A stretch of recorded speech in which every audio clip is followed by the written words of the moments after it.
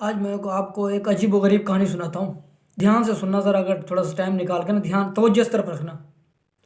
کسی گاؤں میں ایک آدمی رہتا تھا. تو اس نے شادی کی تو پہلی رات اس کی بیوی مر گئی نا. تو اس کو دفنایا، یہ وہ کچھ عرصے کے بعد اس نے کہا کہ بھی دوسری شادی کرنی چاہیے، نوجوان ہو بھی. تو اس نے کچھ سال بعد ایک اور شادی کی. تو اس کی دوسری بیوی بھی وہ دوسرے شادی کی دوسری رات وہ مر گئی نا. تو پھر 2-3 سال گزرے. رشتہ داروں نے کہا، علاقے والوں نے کہا، گھر والوں نے کہا بھی اور شادی کر لے، تو نوجوان ہے، ابھی گھر چلانا ہے. تو اس نے تیسری شادی کی تو اگلی رات وہ تیسری بیوی بھی مر گئی نا. تو اب کافی سارا عرصہ گزر گیا. تو ابھی لوگوں نے کہا کہ بھی اور شادی کرنی چاہیے.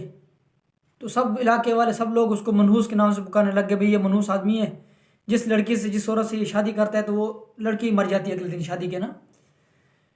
تو جب علاقے والوں نے کہا کہ بھی آپ کو اور شادی کرنی چاہیے، گھر چلانا ظاہری بات ہے، گھر والوں نے کہا. تو اس کا ایک اور جگہ رشتہ ہوا، چوتھی جگہ پر. اب وہ جو آگے سے وہ جو عورت تھی نا، اس کی بھی زندگی لائف بالکل اسی کی طرح چل رہی تھی. اس کی بھی یہ سٹوری چل رہی تھی لائف کے اندر.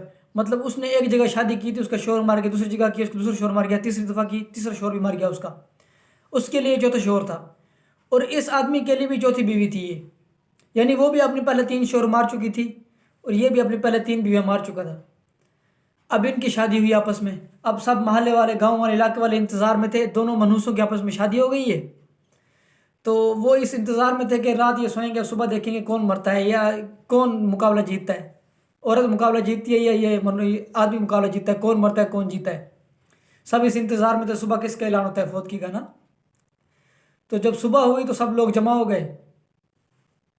آپ پہلے میرے چینل سبسکرائب کر لیں، بعد میں بتاؤں گا کہ کیا ہوا.